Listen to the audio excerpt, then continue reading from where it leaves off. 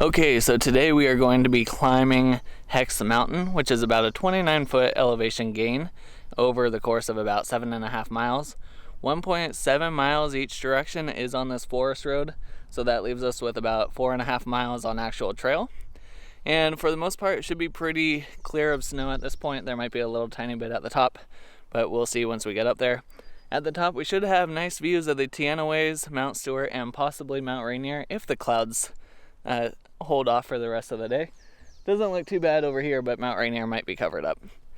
Now, this is also prime season for ticks, which we both have tick kits in our backpacks, and I have a tick kit in the car as well, so that if we do find any ticks, then we can remove them ASAP. It's interesting, a lot of people say that ticks aren't that big of a problem because Lyme disease isn't that prevalent, and it's becoming more and more prevalent. The reason it seems like it's not that common is because it takes 10 to 15 years to get diagnosed. So people with Lyme have been fighting it for a long time, and it just takes forever to get that diagnosis. Now, lucky for us, technology is getting better, and we're getting a lot better at recognizing symptoms and figuring out what's going on. So we're able to detect Lyme a lot faster than we used to. But Lyme and ticks are definitely something I'm scared of. So when we see a tick, we're going to remove it ASAP so that hopefully it reduces our chances of getting Lyme. But Sarah's trying something out. She is wearing pants, and she's got her socks tucked in. And then we've seen some people, they'll put tape up with the sticky side facing out towards the right upper thigh and knees, because apparently ticks will crawl upward and then they get on the tape and get stuck. We don't have tape, or we didn't try the tape, but so far, knock on wood, we've never really had any ticks on us. So hopefully today's not the day that starts. Another thing to remember though is they do like crevices too, so you may look over your body and be like, I'm good. Don't forget your armpits, don't forget your hair, don't forget behind your ears. Like anywhere there is a crack they can get into, they will. Reminds me of that Brad Paisley song, I'm gonna check you for ticks. Yep.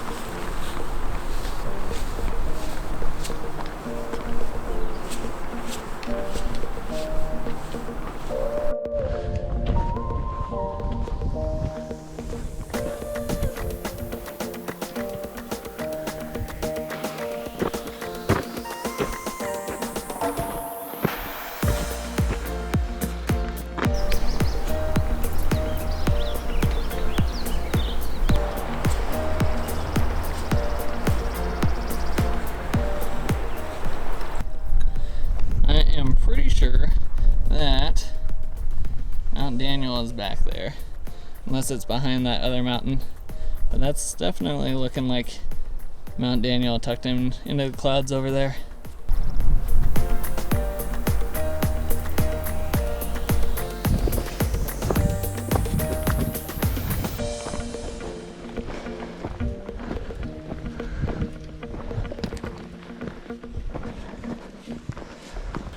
So as you can see, there's a lot of burned trees in this area, and I believe this is from the big wildfire we had back in 2017.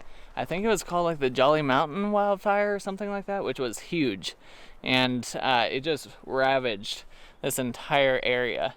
This area overall is pretty dry, so it seems like every few years we get some big wildfires over here, but that one ended up, the smoke covered most of the state, and it was it was unbelievable the amount of resources they had to use to try and fight this fire. But a lot of these fires are started either via lightning, because they do get a lot of dry lightning that kind of comes through here, but then a lot of people are irresponsible with having fires at campsites. So always pay attention in dry areas like this to the fire restrictions, because all it takes is a couple sparks and the whole place can go up.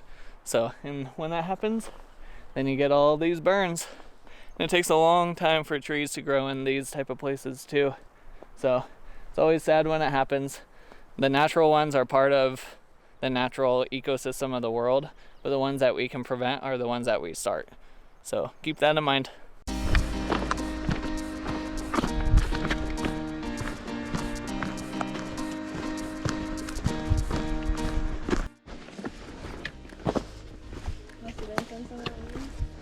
Yep.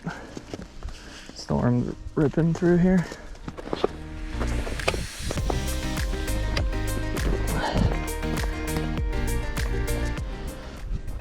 We found this bug. I'm not sure what the heck that is. So if you know what it is, let us know. Definitely stands out though. It's a little tiny thing.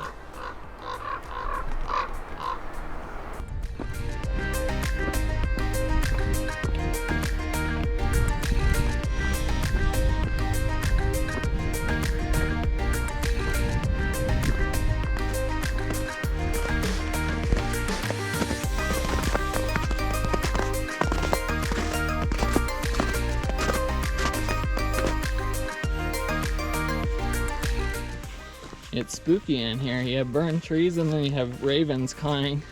And you have the clouds rolling in. It's like a perfect Halloween scene. Look what's hiding underneath that tree.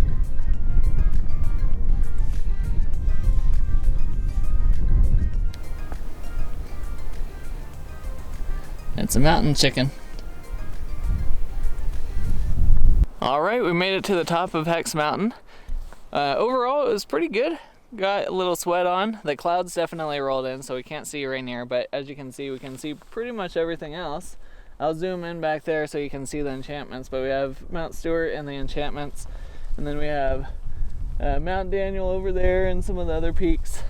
And then that direction, you can see Lake Cleellum, some more of the Cascades, and then Mount Rainier would be way back there. But overall, pretty fun. If we had sucked it up and brought our snowboards, then we could have earned a couple turns there, maybe 3. Probably would have been worth it. And I think I just saw a raindrop. So went from a sunny day to potential rain showers.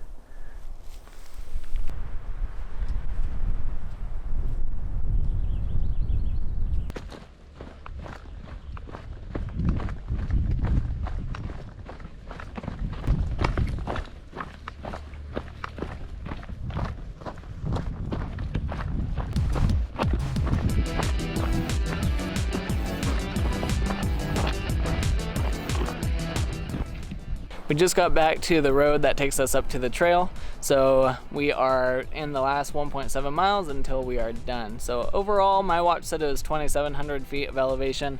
It'll be about 7.2 miles round trip, and it's a pretty good hike if you want to get a quick sweat on and have some nice views at the top. Once summer comes around, it's going to be super hot over here and it gets really busy around here, so try to pick a day where it's not the weekend and the whole state's at this one mountain. But if you like this video, hit the thumbs up button down below to give us a quick like. You can subscribe to our channel if you want to see more of our adventures that we post every single week, and we're gonna go check each other for ticks. So we'll see you in the next video.